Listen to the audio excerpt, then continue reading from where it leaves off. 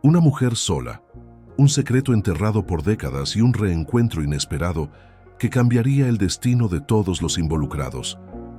Esta es la historia de Teresa Delgado, una mujer que, después de 40 años de silencio, se vio obligada a enfrentar el pasado que creyó haber dejado atrás. Todo comenzó en una tarde común. Teresa, con 62 años recién cumplidos, caminaba por la plaza del barrio donde vivía desde hacía más de 20 años. Saludaba a los vecinos, compraba sus frutas en el mismo puesto y tomaba su café en la misma mesa de siempre. Nadie imaginaba que detrás de esa mujer amable, de sonrisa tranquila y cabello recogido, se ocultaba una vida marcada por la traición, el abandono y un amor imposible que jamás cicatrizó. Esa tarde, mientras hojeaba el periódico en la terraza del café, una noticia llamó su atención. Un artículo pequeño, casi escondido, informaba sobre la reapertura de una antigua investigación policial relacionada con la desaparición de una joven en 1982. Teresa dejó caer la taza. El nombre que aparecía en el titular era el de su hermana menor, Clara Delgado. Clara había desaparecido sin dejar rastro una semana antes de su boda. Todos pensaron que había huido, que no había soportado la presión de un matrimonio arreglado con un hombre rico al que apenas conocía. Su familia, avergonzada, jamás denunció nada. Teresa fue la única que no creyó esa versión, pero su madre le había hecho prometer que nunca revolvería el pasado, y así lo hizo hasta ahora. Los recuerdos volvieron como una avalancha. El vestido de novia colgado en la habitación vacía, el anillo abandonado sobre la almohada, la carta que Teresa encontró y que escondió durante años sin mostrarla a nadie.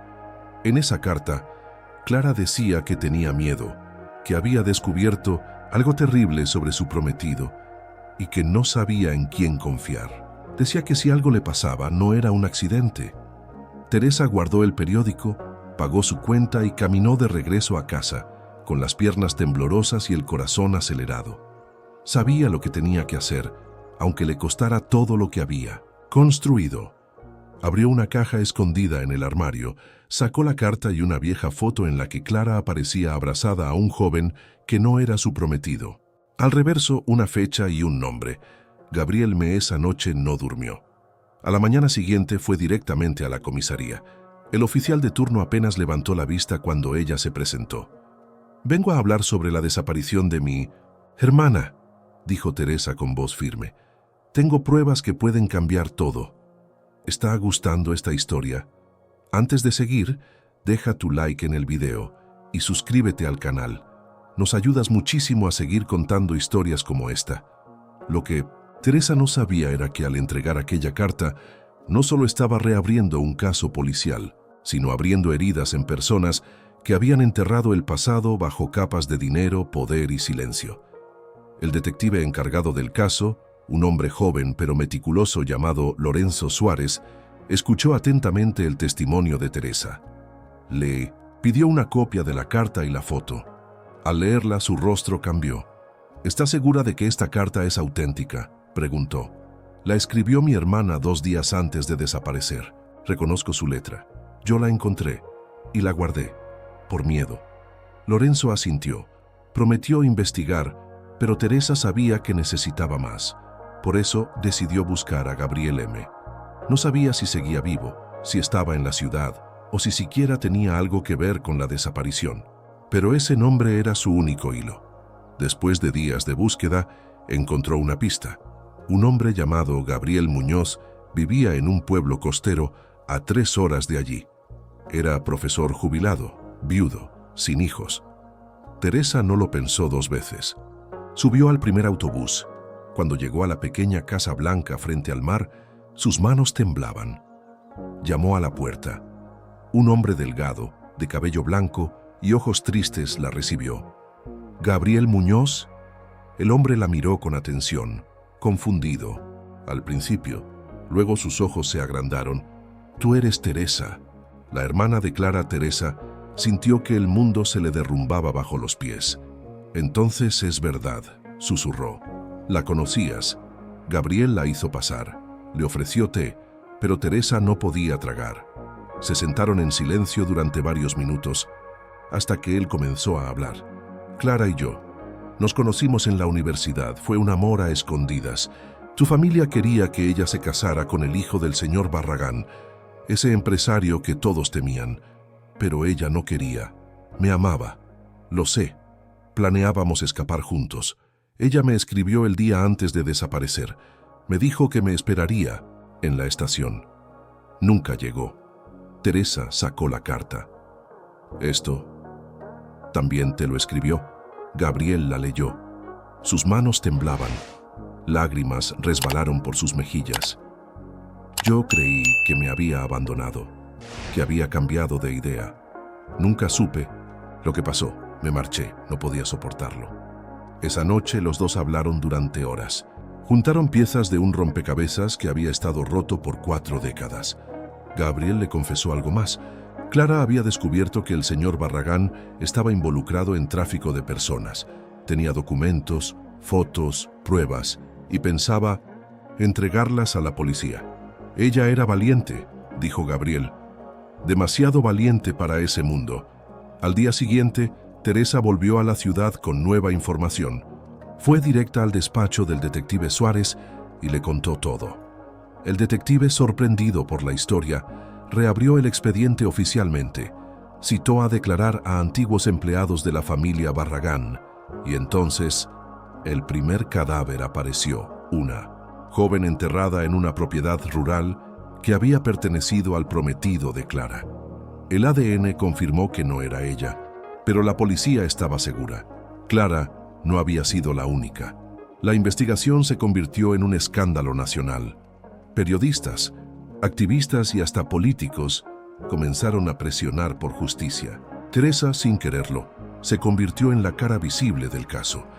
La llamaban la hermana valiente, pero ella no buscaba fama, solo quería saber qué le pasó a Clara. Y entonces, una llamada anónima lo cambió todo. Una mujer, con voz temblorosa, dijo que había estado allí la noche en que Clara desapareció, que vio cómo la subían a un coche a la fuerza, que reconoció al conductor.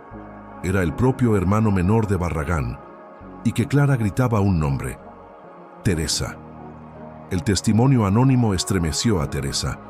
Se quedó en silencio, con el teléfono aún en la mano, como si las palabras flotaran en el aire, pesadas e imposibles de comprender.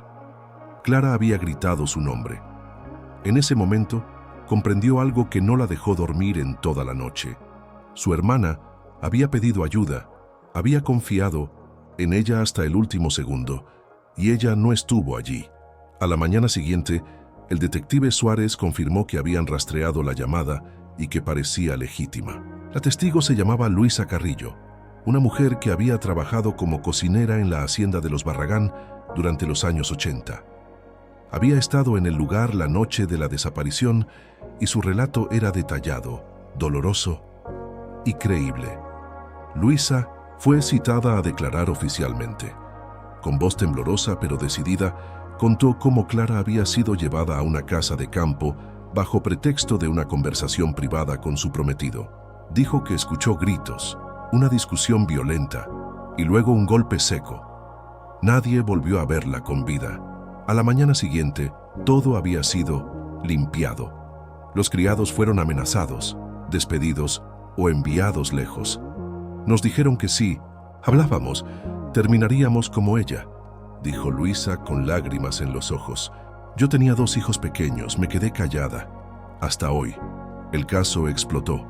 Noticieros, portales de internet y programas de televisión dedicaban horas enteras a El misterio de Clara Delgado. Pero para Teresa no era un misterio, era una herida abierta. Una herida que ahora supuraba ante los ojos de todo un país. Mientras tanto, Gabriel regresó a la ciudad. Se instaló en un pequeño hostal y empezó a acompañar a Teresa a las audiencias, a las entrevistas, a las reuniones. Con los fiscales, se convirtieron en un equipo silencioso, unidos por la memoria de Clara. La complicidad entre ellos creció de forma natural, como si el amor que había existido entre Clara y Gabriel, de alguna manera, los hubiera conectado también a ellos. Un día, saliendo del juzgado, Teresa recibió una nota en su bolso. Alguien se la había dejado sin que ella lo notara. El mensaje era corto: deja de escarbar o tú serás la siguiente. No había firma, pero estaba claro que no era una amenaza vacía. Teresa mostró la nota a Suárez, quien decidió asignarle protección policial discreta. La investigación se estaba acercando peligrosamente a los herederos del Imperio Barragán, quienes seguían moviendo hilos entre políticos, jueces y empresarios. Pero el país estaba atento, y había ojos por todas partes. Días después, una nueva pista sacudió la causa. Un periodista de investigación, Martín Echeverría, descubrió que uno de los socios actuales del consorcio Barragán había sido arrestado en Argentina bajo cargos de tráfico de mujeres. Entre sus documentos se encontró una lista de nombres vinculados a una red internacional que operaba desde los años 80. En esa lista, el nombre de Clara aparecía marcado. Pero lo más espeluznante fue otro descubrimiento: una carta escrita por Clara, dirigida a la Embajada de Francia pidiendo asilo. En ella, detallaba con precisión los negocios ilícitos de la familia de su prometido, incluyendo nombres, fechas y locaciones. Esa carta nunca llegó a su destino. Fue interceptada. Ella trató de salvarse, dijo Teresa con la voz rota al leerla, pero nadie la escuchó. Nadie. Fue entonces cuando Gabriel le confesó algo más. Un secreto que había guardado por miedo, por dolor, o quizás por cobardía. Teresa, dijo con los ojos húmedos, hay algo más que necesitas saber. Clara estaba embarazada. Lo supe la noche antes de nuestra fuga. Me lo dijo llorando, abrazada a mí.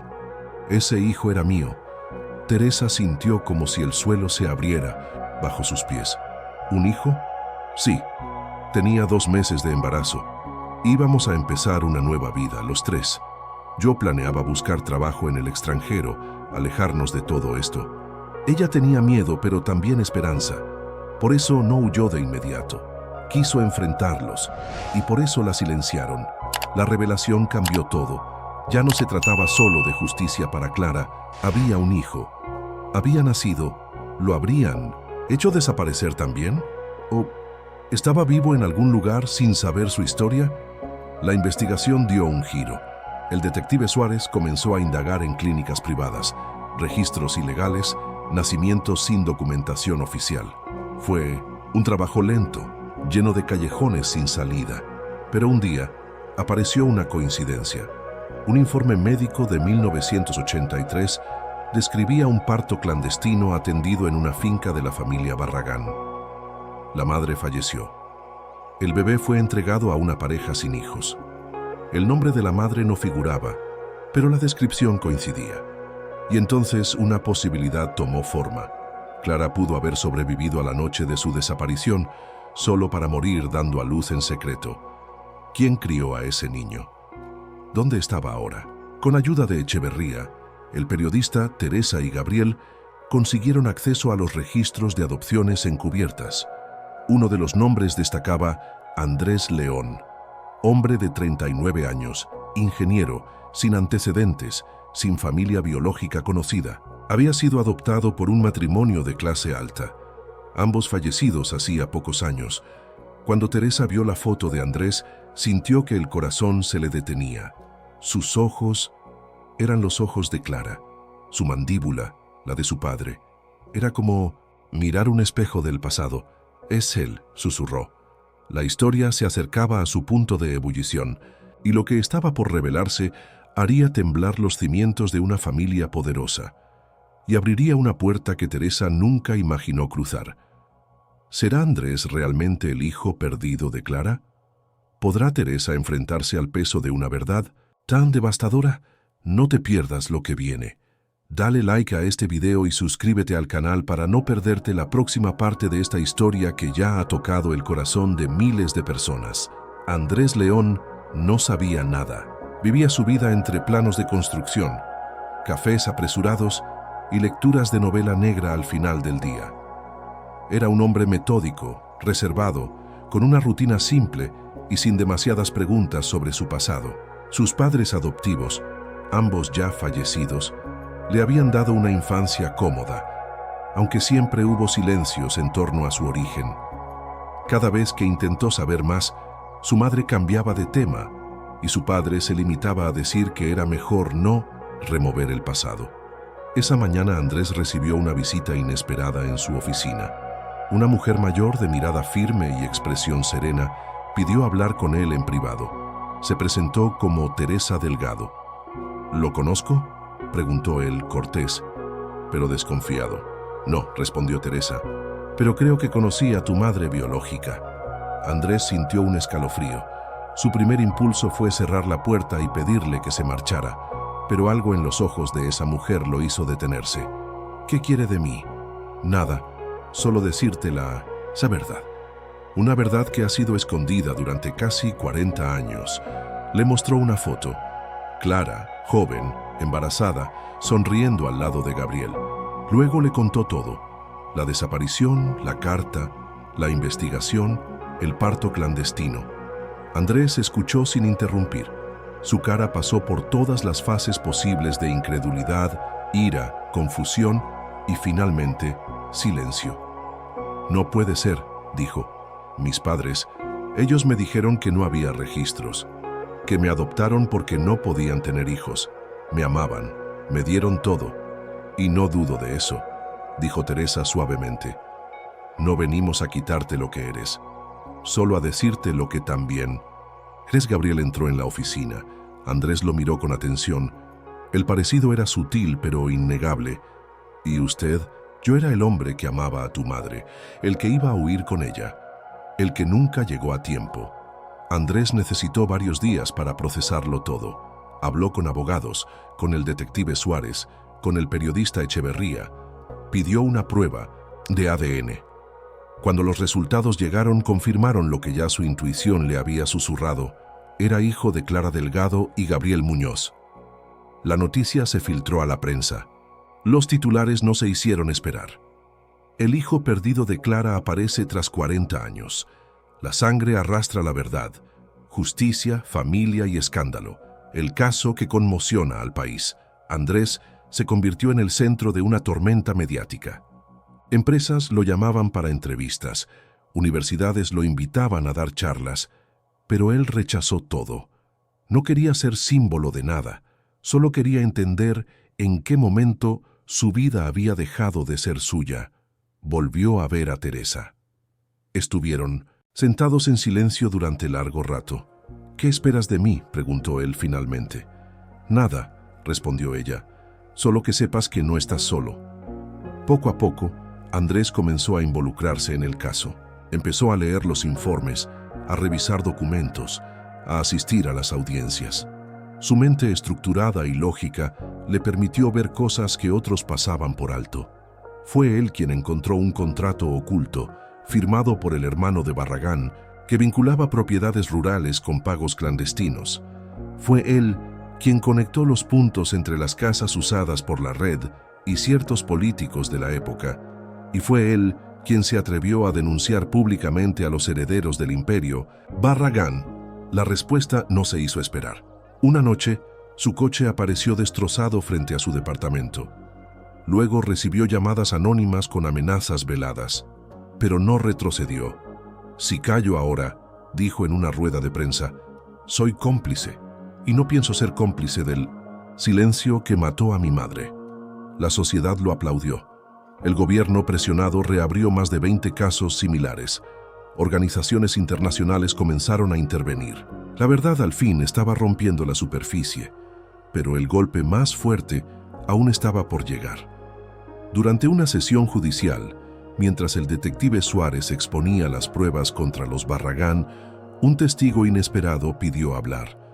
Era un anciano, débil, con respiración asistida. Se presentó como Ernesto Paredes, exmédico personal de la familia Barragán.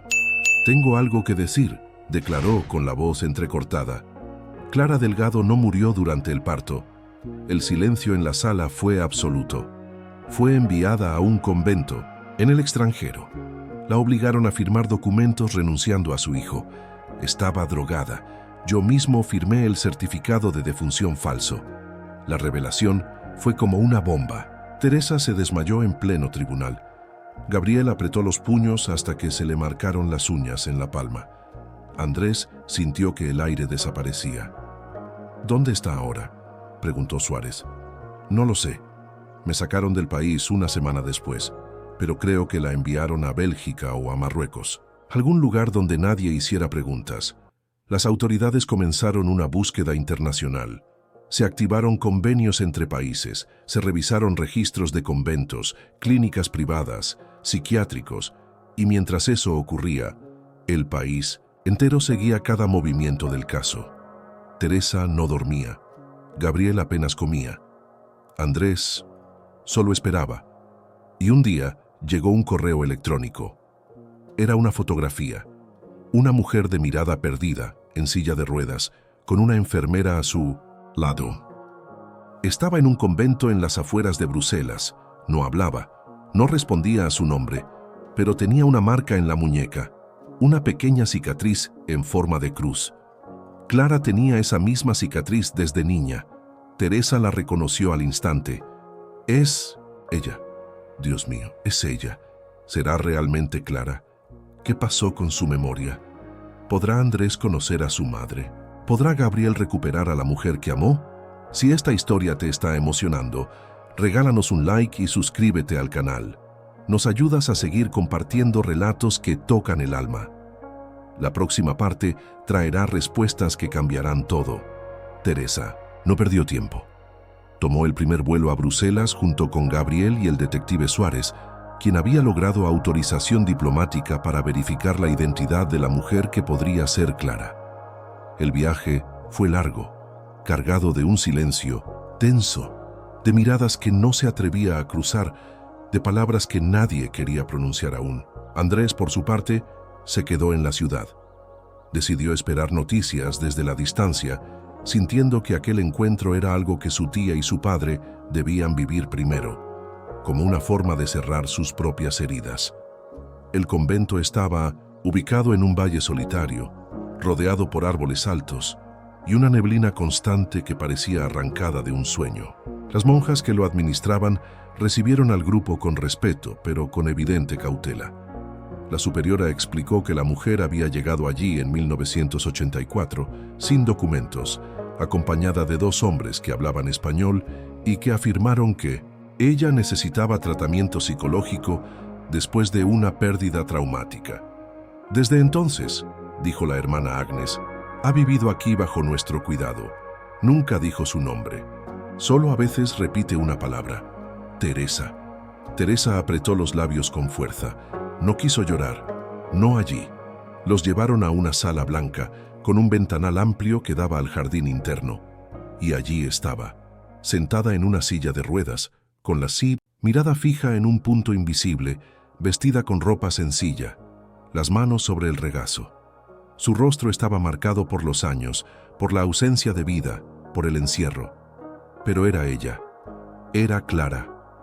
Gabriel cayó de rodillas. Clara, susurró. Soy yo, mi amor, Gabriel.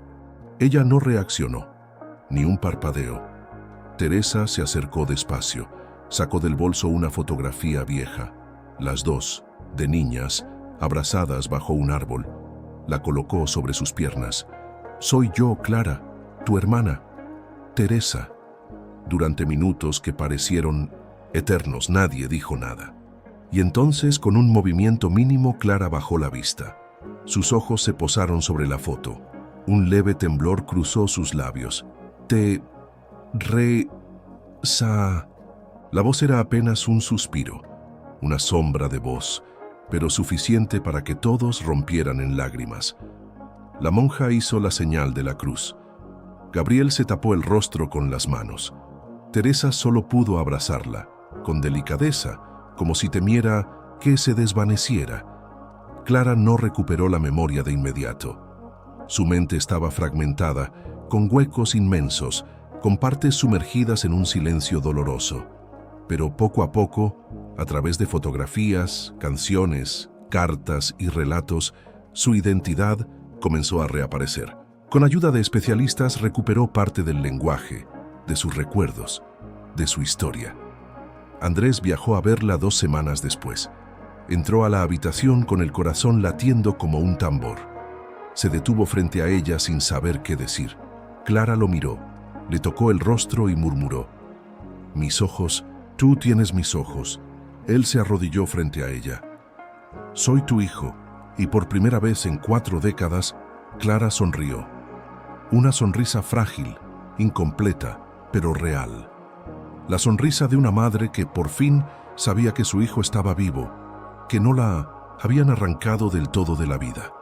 El regreso a casa fue lento. Teresa arregló todo para que Clara viviera con ella mientras continuaba el tratamiento. La noticia de su hallazgo fue recibida como un milagro. La sociedad, que ya había seguido la historia con devoción, la abrazó con admiración y respeto. Se realizaron homenajes, documentales, columnas de opinión, pero ni Teresa, ni Andrés, ni Gabriel permitieron que eso se convirtiera en un circo. Lo importante era Clara, su dignidad, su sanación. Y mientras eso ocurría, los responsables caían uno por uno. Los herederos de los Barragán fueron imputados por encubrimiento, falsificación de documentos y complicidad en una red de trata de personas. Se revisaron sus bienes, sus empresas, sus fundaciones. Las máscaras cayeron.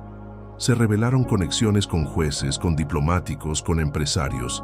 El sistema entero tembló. Y aunque muchos escaparon, otros fueron encarcelados. La justicia, aunque tardía, finalmente comenzaba a hacerse realidad. El detective Suárez recibió una condecoración. El periodista Martín Echeverría ganó un premio internacional. Y Teresa fue invitada a dar una conferencia en la universidad donde Clara había estudiado. Subió al escenario con paso firme, vestida de blanco, el cabello recogido con elegancia. «No soy una heroína», dijo. «Solo fui una hermana que no aceptó el silencio como respuesta». Andrés se sentaba en la primera fila. Gabriel sostenía la mano de Clara, que escuchaba atenta, con lágrimas contenidas. El auditorio entero se puso de pie al final del discurso, pero aún faltaba una última pieza. En una caja de cartón hallada en un depósito judicial apareció un cuaderno. Estaba escondido detrás de documentos viejos, entre archivos ignorados, durante años. Era el diario de Clara. En él narraba sus miedos, sus sospechas, su embarazo, sus planes de fuga. Pero también había algo más. Un nombre. El nombre de un político muy conocido, aún activo, que había sido uno de los organizadores de la red. Un hombre que se mostraba en televisión defendiendo los valores de la familia, que había sido premiado por su trabajo en beneficio de los más pobres. El mismo que había prometido justicia cuando el caso de Clara salió a la luz. Teresa entregó el diario a la fiscalía, pero sabía que esta vez la batalla sería más dura. Ese hombre tenía poder, mucho, amigos influyentes, dinero. «¿Estás segura de lo que haces?», le preguntó Gabriel. «Más que nunca», respondió ella. «No vine hasta aquí para quedarme a medias». Lo que sucedió a continuación fue un huracán. El político negó todo. Desacreditó a Clara. Dijo que era una mujer con problemas mentales, que estaba manipulada por intereses oscuros. Lanzó una demanda por difamación. Intentó comprar silencio, pero ya no era 1982. El país había cambiado. La gente había cambiado. Miles salieron a las calles. Mujeres, estudiantes, abuelas, abogados, periodistas, todos con una misma consigna: no más silencio. Justicia para Clara. ¿Hasta dónde llegará la verdad? ¿Podrá Clara recuperar lo que le arrebataron? ¿Y Teresa, después de haber enfrentado al monstruo, podrá volver a vivir en paz? Lo sabrás en la siguiente parte de esta historia. Suscríbete al canal y deja tu like si esta historia te tocó el corazón. Nos ayudas a seguir compartiendo relatos que no solo emocionan, sino que inspiran a cambiar realidades. El juicio fue anunciado como el más importante de la última década, no solo por la magnitud de los implicados, sino por lo que representaba: la oportunidad de enfrentar de una vez por todas un sistema de impunidad que había protegido a los poderosos durante generaciones. El acusado principal, el senador Alfonso Requena, mantenía aún una sólida base política. Su equipo legal era uno de los más costosos del país, pero esta vez la verdad tenía rostro, tenía nombre y sobre todo tenía voz. Clara no testificaría. Su estado de salud no lo permitía, pero su diario fue admitido como prueba clave, respaldado por análisis caligráficos, testigos y registros coincidentes. El testimonio de Teresa fue demoledor. Con firmeza, relató cada uno de los años de silencio, la búsqueda, las pruebas, la amenaza, el hallazgo de Clara. Andrés también subió al estrado. Su declaración fue breve, pero conmovedora. Mi madre fue desaparecida por decir la verdad. Yo crecí sin saber quién era, porque alguien decidió que su vida valía menos que el prestigio de un apellido. Hoy sé quién soy, y estoy aquí para defenderla. Pero el giro inesperado llegó de donde nadie lo esperaba. Una mujer de mediana edad, que había sido asesora de Requena durante 20 años, se presentó como testigo sorpresa de la fiscalía. Su identidad se mantenía protegida y su declaración fue transmitida por circuito cerrado. Su voz temblorosa al principio reveló documentos confidenciales, agendas de reuniones, grabaciones secretas. Lo que le hicieron a Clara Delgado, dijo, no fue un accidente, fue una orden directa. Ella sabía demasiado, y cuando pidió ayuda nadie la escuchó. Yo lo sabía, lo supe siempre, y me callé. Hoy vengo a reparar, aunque sea un poco, ese silencio. El país quedó paralizado. En cada hogar, en cada café, en cada lugar de trabajo, la gente hablaba de lo mismo. El caso de Clara dejó de ser una historia aislada para convertirse en el reflejo de muchas otras injusticias que habían sido enterradas bajo dinero y poder. Familias comenzaron a compartir historias similares, mujeres desaparecidas, denuncias ignoradas. El eco de Clara resonaba en miles de gargantas. Durante los días del juicio, Teresa apenas dormía. Pasaba las noches junto a Clara, leyéndole trozos del diario, poniéndole música antigua, trayéndole flores frescas cada mañana. Gabriel, siempre presente, se convirtió en el apoyo inquebrantable que nunca dejó de ser.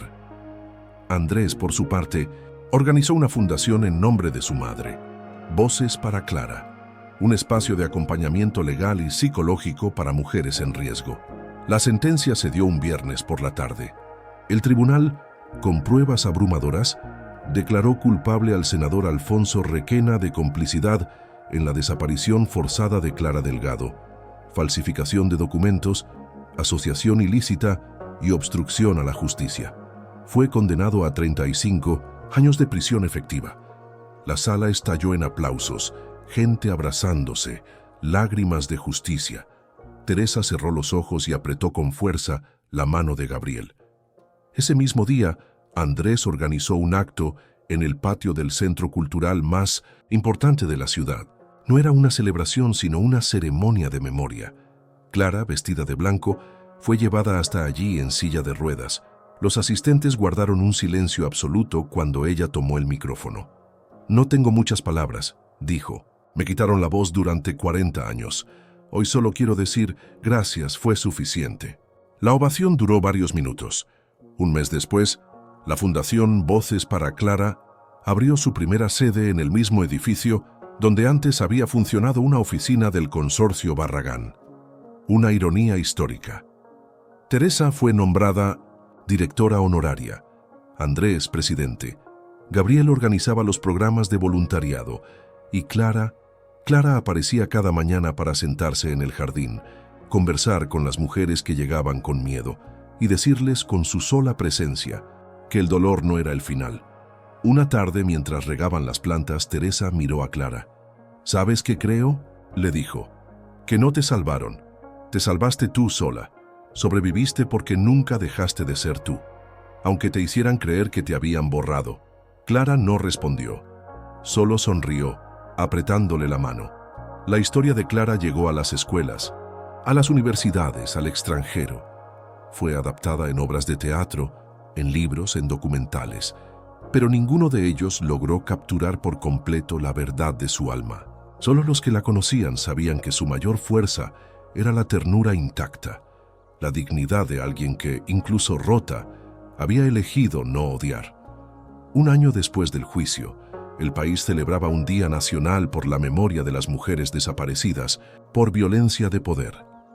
En el acto central frente al Congreso, Teresa fue invitada a dar el discurso de apertura. Mi hermana no fue perfecta, comenzó. Tuvo miedo, dudó, cayó muchas veces, pero cuando decidió hablar, lo hizo con el corazón abierto y pagó el precio más alto. Esta historia no trata solo de justicia, trata de elegir todos los días no ser parte del silencio, porque el silencio mata, pero la verdad, aunque duela, sana. ¿Te está gustando esta historia? Entonces deja tu like y suscríbete al canal. Así nos ayudas a seguir contando relatos como este, que merecen ser escuchados en cada rincón del mundo hispano. 5 años habían pasado desde que Clara Delgado recuperó su identidad. El mundo había cambiado a su alrededor, pero en el corazón de quienes la amaban, el tiempo parecía haberse detenido el día que desapareció. Cada paso que daban desde entonces era una forma de honrar la memoria de lo que fue y de todo lo que nunca debió haber sido. Clara vivía en una casa sencilla, rodeada de árboles en las afueras de la ciudad. Teresa se había mudado con ella. Gabriel iba todos los fines de semana y Andrés, que se había convertido en una figura pública de integridad y lucha, la visitaba siempre que su trabajo en la fundación lo permitía. Allí, entre plantas, libros y recuerdos reconstruidos, Clara encontraba paz. Pero no todo fue fácil. Hubo noches de pesadillas, silencios eternos, días enteros en los que la memoria de Clara retrocedía y se perdía en laberintos que nadie sabía cómo recorrer. Hubo momentos en los que parecía que todo lo ganado se desvanecería como arena entre los dedos. Sin embargo, cada vez que ella dudaba, encontraba los ojos de Teresa, la mano de Gabriel, la voz de Andrés. Y entonces volvía. El legado de Clara no se limitaba a su historia. La fundación que llevaba su nombre se había multiplicado en más de 10 ciudades. Miles de mujeres recibían acompañamiento legal, psicológico y formativo. Las leyes habían comenzado a cambiar, presionadas por una sociedad que ya no toleraba la indiferencia. Universidades implementaron programas de estudios sobre justicia de género y reparación histórica. Su caso se estudió como ejemplo de persistencia y de verdad, pero lo más valioso ocurrió en silencio. Una tarde cualquiera, mientras organizaban documentos antiguos, Teresa encontró una caja con cartas que Clara había escrito pero nunca enviado. Entre ellas, una dirigida a ella, a su hermana. Estaba fechada en 1982, 2 días antes de su desaparición. Querida Teresa, si estás leyendo esto es porque algo no salió como esperábamos. No sé si tendré la fuerza de escapar. No sé si alguien me escuchará. Pero sí sé algo, que tú, eres mi hogar. No dejes que me borren. No permitas que mi silencio se vuelva costumbre. Si un día desaparezco, haz ruido por mí. Grita, empuja, pelea. Hazme existir, aunque sea en tus palabras. Te ama por siempre, Clara. Teresa leyó la carta en voz alta en un evento íntimo, entre amigos, antiguos aliados y nuevas generaciones que apenas estaban conociendo la historia. Nadie pudo contener las lágrimas. Era como si Clara, desde el pasado, hubiera entregado la misión exacta que su hermana había cumplido con precisión dolorosa. Gabriel, que había acompañado cada paso desde el reencuentro, organizó un archivo fotográfico de la vida de Clara. No solo de su juventud, sino de su renacer. Las imágenes más poderosas no eran las de los discursos ni de los homenajes. Eran las pequeñas. Clara regando plantas, Clara mirando por la ventana al atardecer, Clara tomando té con Teresa mientras escuchaban música de su infancia. Y Andrés, por su parte, escribió un libro. Se titulaba La voz que volvió, y no era solo un relato biográfico, sino un manifiesto, un llamado a no callar nunca más, a no tolerar la complicidad del silencio, a transformar el dolor en estructura, en acción, en ley. Un día, en una de las visitas rutinarias al centro de Million de Saint, la fundación, Clara conoció a una joven llamada Lucía. Tenía 17 años, una hija pequeña y ojos que hablaban de demasiada vida para tan poca edad. Clara la escuchó con atención. Cuando Lucía le preguntó cómo había logrado sobrevivir a tanto, ella respondió con una frase que se volvió lema de la fundación. Porque alguien me vio cuando ya nadie me miraba. Y tú también mereces ser vista. Lucía, años después, se convertiría en abogada de la misma institución. Y diría en una entrevista: Clara me enseñó que la justicia empieza con alguien que se atreve a mirar diferente. En el 10º aniversario de la reapertura del caso, se realizó un acto simbólico. En el jardín de la sede central, bajo un árbol que Clara había plantado con sus propias manos, colocaron una placa que decía: a Clara Delgado, porque su historia nos enseñó que el silencio nunca es neutral, que toda voz rescatada del olvido es una victoria para quienes aún esperan ser escuchadas. Clara ya no asistía a actos públicos. Sus días eran más tranquilos, hechos de paseos lentos, lecturas, risas con su hermana y charlas suaves con Gabriel. Pero esa mañana pidió que la llevaran. Nadie entendía por qué, hasta que en medio del acto tomó de nuevo el micrófono. No, vine a hablar del pasado, dijo. Ya lo hicieron por mí y lo agradezco. Solo quiero decir que sigo aquí y que sigo eligiendo vivir, porque vivir, cuando otros quisieron borrarte, también es justicia. La ovación fue tan fuerte que pareció detener el tiempo. Al final del día, mientras se alejaban del jardín, Teresa le preguntó si estaba cansada. Clara la miró con dulzura. Estoy en paz. Y eso, después de todo, era lo más importante. Una vida rescatada, una verdad reconstruida, una red de mujeres sanando juntas, un país aprendiendo a mirar su historia con valentía. Todo eso comenzó con una carta, una promesa y el amor indestructible de una hermana. Gracias por acompañarnos en esta historia. Si te conmovió, suscríbete al canal, deja tu like y comparte este video con alguien que necesite recordar que incluso en medio de la oscuridad, siempre hay luz para quien no deja de buscarla.